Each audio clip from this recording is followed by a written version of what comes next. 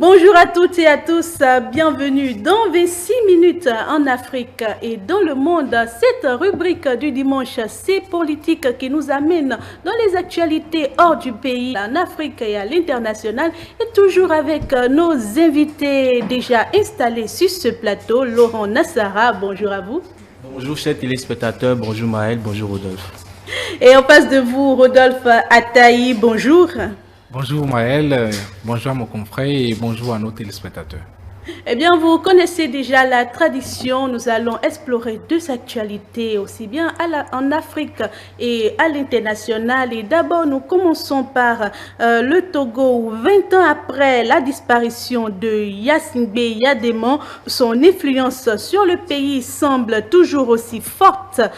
Débat, héritage politique et questionnement sur le titre du père de la nation. Comment son ombre continue-t-elle de planer sur le pays? Et puis, cap sur les États-Unis, Donald Trump et Elon Musk décident de fermer l'USAID, l'agence américaine d'aide humanitaire, une décision choc qui suscite de vives réactions à l'intérieur comme à l'extérieur du pays. Mesdames et messieurs, voilà qui constituera la substance de nos échanges. Et nous allons commencer par le Togo. Le 5 février 2025, le Togo perdait Yassingbe Yadéman, président ayant régné d'une main de fer pendant 38 ans, 2 décennies. Plus tard, son empreinte politique et son héritage continuent d'alimenter les débats alors que certains le considèrent toujours comme le père de la nation. D'autres questionnent son rôle dans l'histoire du pays. Nous allons essayer d'échanger sur cet aspect. Laurent Nassara, ma première question. Pensez-vous que l'ombre de Eyadéma plane toujours sur le Togo 20 ans après son décès? Merci. Celui dont il est question, Étienne Eyadéma, qui est le père de Faure Yassingbe Eyadéma, Faure Yassingbe, qui est l'actuel président du Togo. Déjà, rappelons qui il est. Il est le deuxième président du Togo après l'assassinat sordide et barbare de Sylvanus Olympio.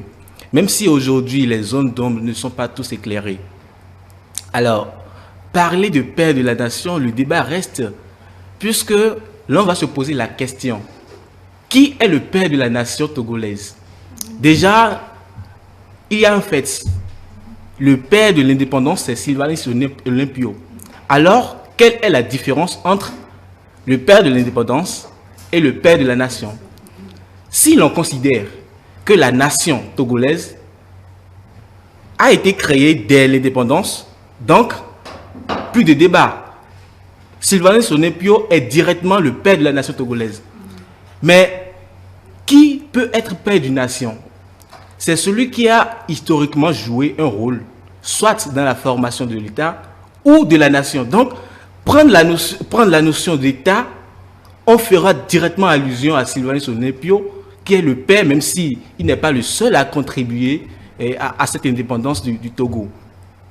Mais nous voyons que le régime actuel est la continuité du règne Étienne Eyadéma. C'est le fils qui est là aujourd'hui. Donc il aurait une certaine velléité de vouloir glorifier le père. Aujourd'hui, la plupart de ceux qui disent ou revendiquent la paternité de la nation togolaise à Étienne Eyadéma sont ceux qui soutiennent le pouvoir. Et pas plus tard, nous commémorons la 20e anniversaire de la disparition du général Étienne Eyadéma.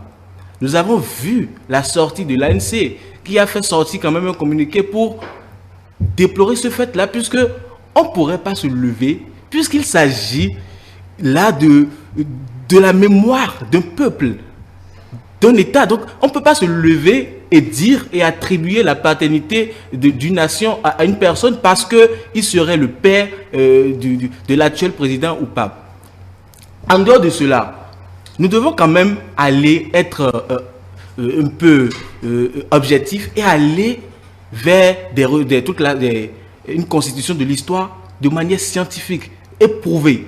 Est-ce que durant le règne de Étienne Eyadéma, est-ce que le peuple, la nation s'est unifié, puisque quelqu'un qui unifie une nation, on peut lui attribuer ce titre-là. Mais si, durant son règne, les opposants sont muselés, l'opposition est muselée, les opposants sont chassés du pays, donc on ne saurait, puisqu'il faut faire un bilan. C'est de là nous allons faire appel aux historiens qui vont constituer la mémoire du peuple de la nation togolaise pour identifier et voir si éventuellement Etienne Eyadema, durant son règne, a plus fait du bien en unifiant la nation togolaise. Ce qui n'est pas forcément évident. Justement, et c'est là la question. C'est pour ça que beaucoup remettent en cause aujourd'hui cette paternité-là qui est attribuée d'office à Etienne Eyadema. Vous voyez, je vais vous dire un truc. Le fait que Etienne Eyadema, donc le père de Faure Gnassingbé, ait participé, même si 20 ans après l'avoir dit, il a renié avoir participé à l'assassinat de Sylvain Solenpio, nous voyons que dans l'optique d'effacer une partie de l'histoire, vous voyez, je vous fais directement un lien entre la situation au Togo et la situation à la fois au Cameroun et en Syrie. Vous voyez, au Cameroun, Amadou Ahidjo, quand il a quitté le pouvoir, on ne lui a plus donné l'occasion de revenir jusqu'à ce qu'il est mort en Côte d'Ivoire. Aujourd'hui, tout est fait de telle sorte que tout l'État, c'est par Paul Biya, revendique la paternité de tout. On fait tout pour effacer cette histoire de Cameroun, de l'histoire de la nation.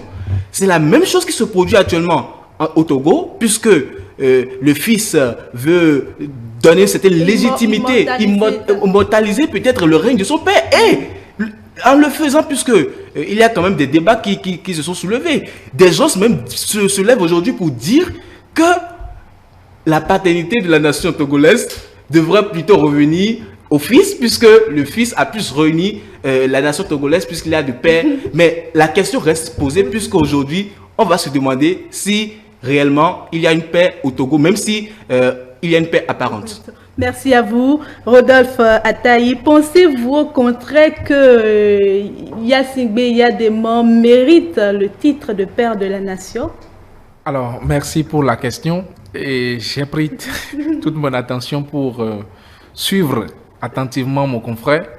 Et je dirais de façon qu'il faut prouver scientifiquement parlant si on peut qualifier ou appeler le président, l'ancien président, donc l'ex-président du Togo, Gnassingbé Eyadema, comme étant le père de la nation togolaise.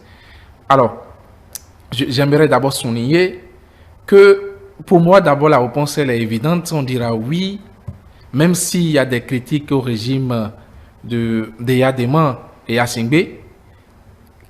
D'abord, prenons les choses sur deux volets. Père de la nation, quelqu'un qui a dirigé un pays pendant plus de 30 ans. On ne saurait prendre à la légère quand même son rôle dans l'histoire de ce pays. C'est comme vous prenez le Bénin, aujourd'hui vous voulez parler du Bénin, vous voulez parler du Bénin sans parler du président, le général Mathieu Kérékou. Ce n'est pas possible. On ne saurait parler du Togo aujourd'hui. Il a laissé une empreinte qu'on ne peut pas effacer. Et là encore, c'est là où je viens. C'est là où je venais. L'empreinte hier, l'empreinte continue de rester parce que si on vous demande qui est l'actuel président du Togo, que direz-vous? Vous direz, c'est son fils fort. Et Gnassingbé qui est là, n'est-ce pas? Ça veut dire que la continuité hier. L'empreinte, s'il est le père de la nation, il est le père. Parce que d'ailleurs, un père, il lègue un fils. Et il a légué un fils et le fils reste et demeure l'actuel président du Togo. Alors, attendez. Allez-y. Sur d'autres plans. Est-ce qu'un papa, c'est quelqu'un qui est parfait? C'est quelqu'un qui a contribué de façon significative. Quelqu'un qui a laissé des empreintes, mais cette fois-ci des empreintes positives. Ça, je parle en termes d'analyse. Si nous rentrons dans ce champ, et il y a des moments où on ne peut pas lui reprocher tout. Moi, je crois quand même qu'il a à sa charge, à son dos, des mérites, notamment des mérites dans l'unification de l'Afrique. Il a sa main, il a son empreinte sur l'unification, la mise en place de l'Union africaine, l'Organisation de l'Unité africaine, et également, il a sa main dans la création de la communauté économique de l'Afrique de l'Ouest, la CEDEAO. N'oubliez pas. Donc, je pense quand même que, même si ce qu'on a reproché, ce qu'on continue de reprocher au Togo aujourd'hui, c'est-à-dire du père au fils, la continuité ou les simulacres peut-être d'élection, l'absence d'alternance au pouvoir que nous reprochons et que presque tout le monde reproche au Togo, je crois quand même qu'on peut dire avec certitude que le président Gnassingbé Eyadema a laissé son empreinte au Togo, et oui, on peut l'appeler le père de la nation togolaise. Je suis certain que j'affirme. Alors, Laurent Nassara, oui. Déjà, je vais lui répondre, je vais répondre à M. Rodolphe pour lui dire qu'il ne suffit pas de diriger un pays longtemps pour en revendiquer la paternité. Vous savez, des présidents, des chefs d'État qui sont restés longtemps au pouvoir, nous en avons beaucoup. Mais on ne peut pas dire automatiquement du fait qu'une personne est restée longtemps à la tête d'un État que directement il est... Pour vous, qu'est-ce qui signifie, qu'est-ce qui vaut le titre de père de la nation? Justement, comme il l'a dit tout à l'heure, on ne peut pas rester dans la philosophie de l'héritage du pouvoir. On ne peut pas dire qu'il s'agit d'une continuité d'office. Ce qu'on devrait faire, comme il a dit, aller vers peut-être des études scientifiques pour prouver, faire le bilan. Mais en dehors de cela, aujourd'hui, pour parler de façon objective, faudrait pas qu'on soit sentimentaliste. Laissons toutes nos émotions. Le père de l'indépendance peut être le père de la nation pour le moment, avant qu'on aille vers des études scientifiques. Pour moi, quand même, je regarde le Togo, je ne suis pas togolais, certes, mais le père de la nation togolaise, c'est le père de l'indépendance. Et il faut le dire, puisqu'il a été assassiné, et c'est la famille de celui qu'on présume l'avoir assassiné qui est au pouvoir. Donc, ils vont tout faire pour pouvoir régner son nom de l'histoire du Togo. Alors, Rodolphe Ataï, à quel point le fils s'inscrit dans la continuité du père? Alors, le fils s'inscrit dans la continuité du père, ça, je crois que quand même que ce n'est plus à prouver puisque le même régime est continu. Mais je pense quand même qu'il y a eu quand même quelques améliorations.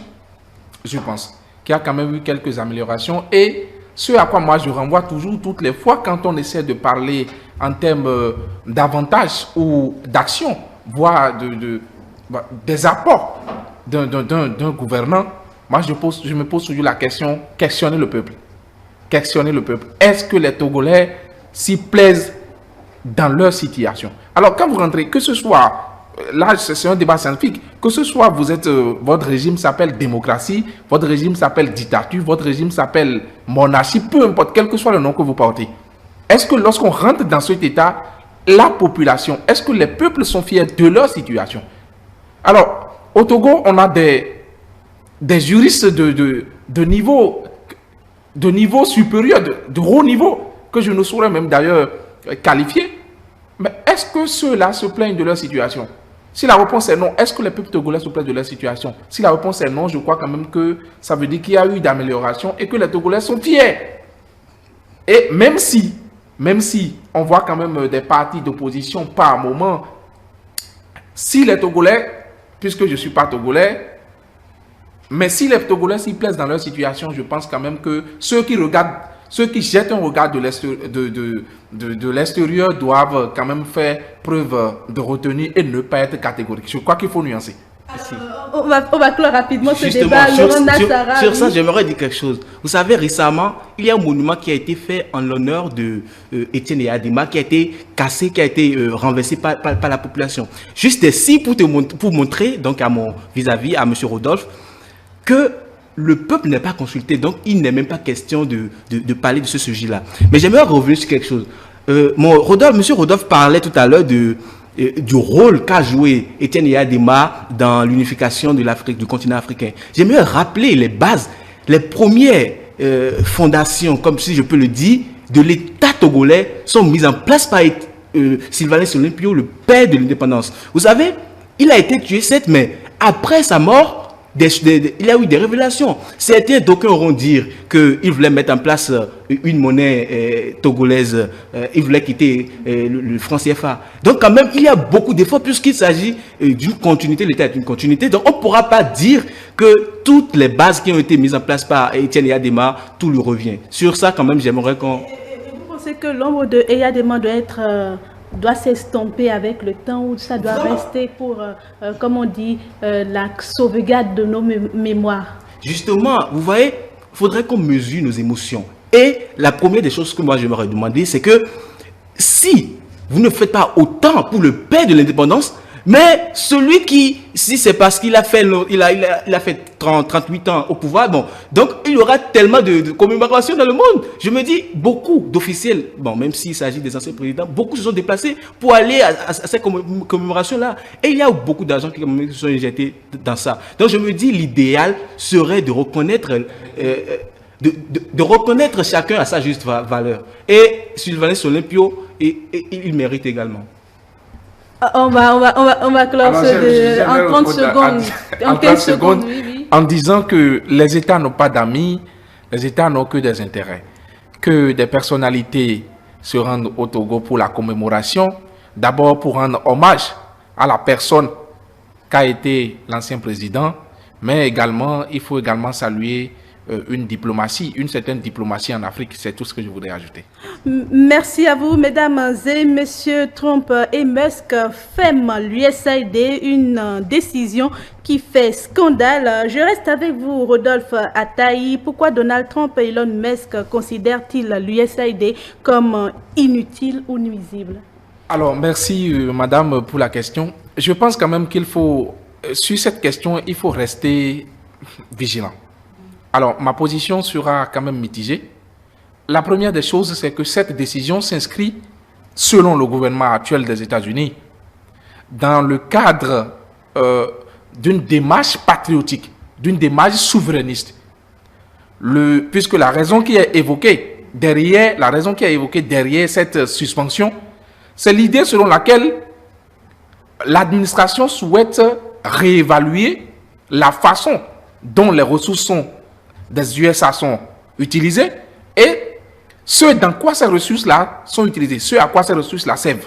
Alors, pour ce faire, ils ont fait cette suspension-là afin de pouvoir mesurer ce qui sort, ce pourquoi cela sort et ce à quoi cela sert.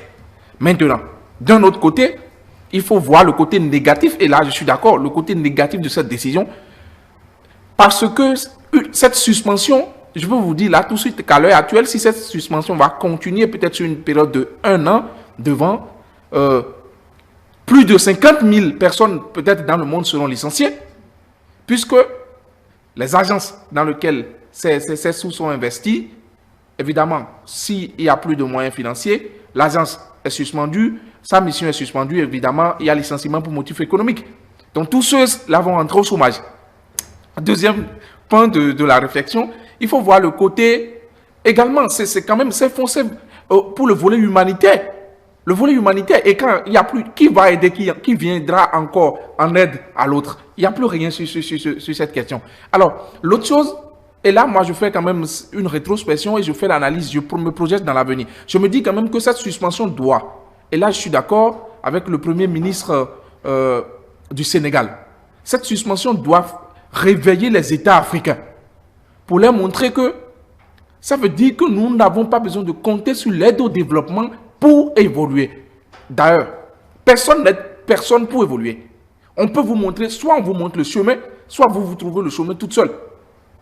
Et donc, les États africains doivent prendre leurs responsabilités pour se dire, et tiens, ça veut dire que tout ce qu'on nous fournit comme moyen, comme aide, assistance au développement, on peut la couper à tout moment. Vous imaginez, dans le cadre de l'avis du Premier ministre du Sénégal, Ousmane Sonko, sur la question, il a dit, mais c'est quand même 500 millions.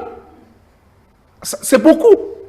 Et donc, si on enlève cela dans l'administration du Sénégal, ça veut dire que le peuple aura maintenant de compensation à faire. Vous imaginez, ça veut dire que les États africains doivent en même temps prendre en main leurs responsabilités et se poser des questions d'autodétermination, d'autosatisfaction et se préparer en même temps à une indépendance économique. Alors, c'est ce que je dirais pour l'instant. Merci à vous, Laurent Nassara. Cette décision marque-t-elle une rupture définitive avec la tradition interventionniste des États-Unis? Déjà, c'est déplorable. Mais rappelons que c'est suspendu pour 3 semaines.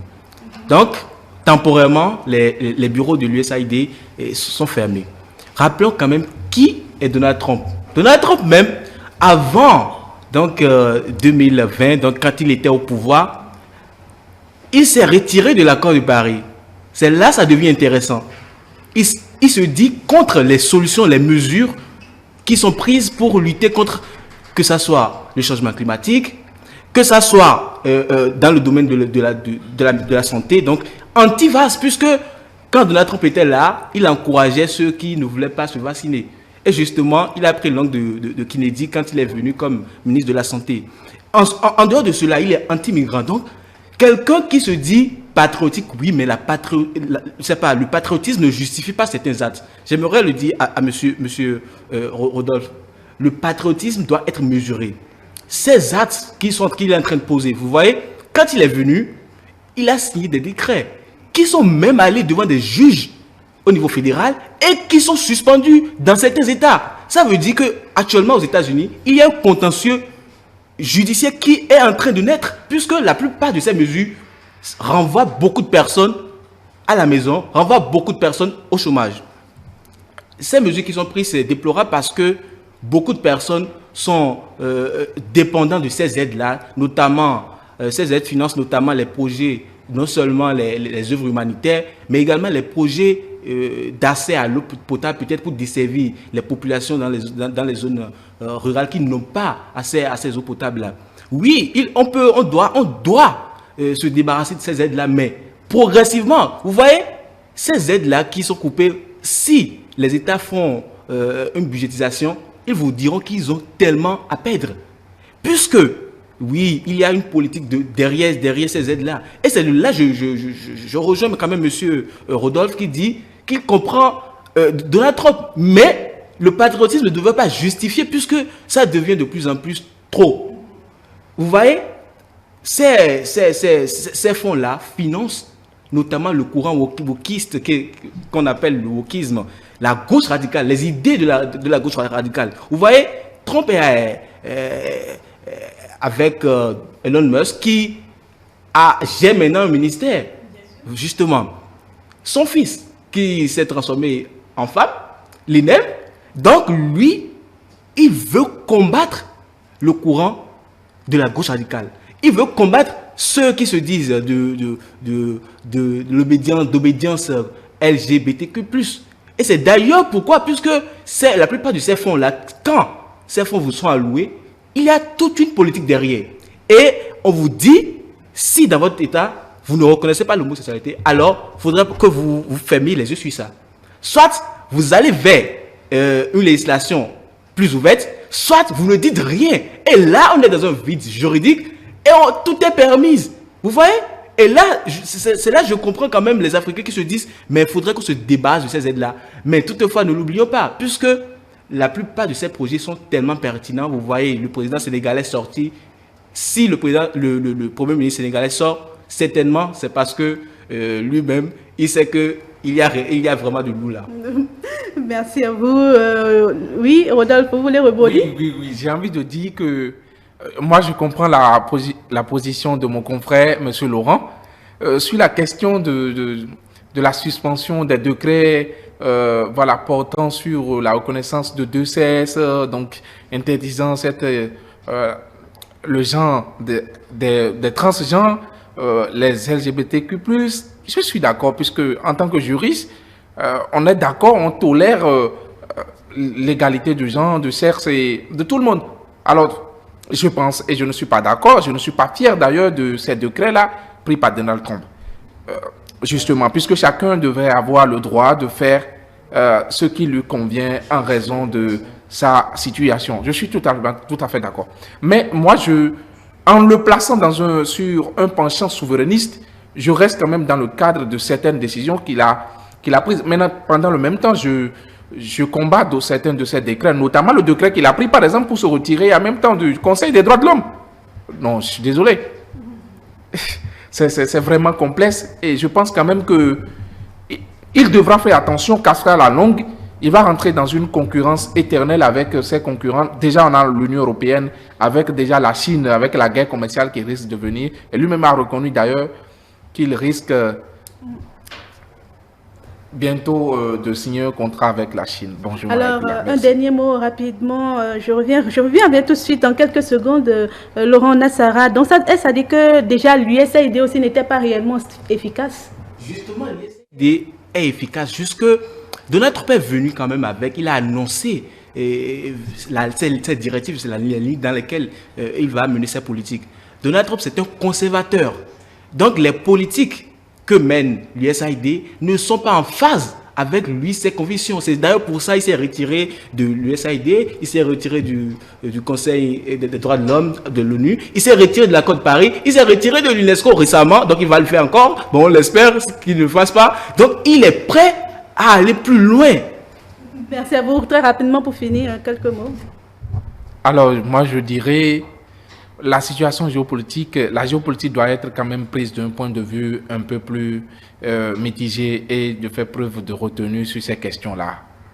C'est ce que je dirais. Non, c'est bon. Nous sommes déjà à la fin de cette émission, mesdames et messieurs. Nous ne pourrons pas détailler, aller au fond des questions, mais nous sommes revenus quand même sur les 20 ans de décès de Yassingbe et Yadema. Qu'est-ce qu'il en est de l'ombre qui plane, de son ombre qui plane toujours sur la vie du Togo, et également Trump et Musk qui ferment l'USAID, une décision qui fait scandale. Merci de nous avoir suivis. Vous pouvez retrouver cette émission sur nos différentes plateformes, notre site internet www.etelebenin.com, notre page Facebook Etele en direct, notre compte IS Etele Live, notre compte YouTube Etele Benin et via notre application iOS et Android Etele Benin. Etele avec vous pour vous.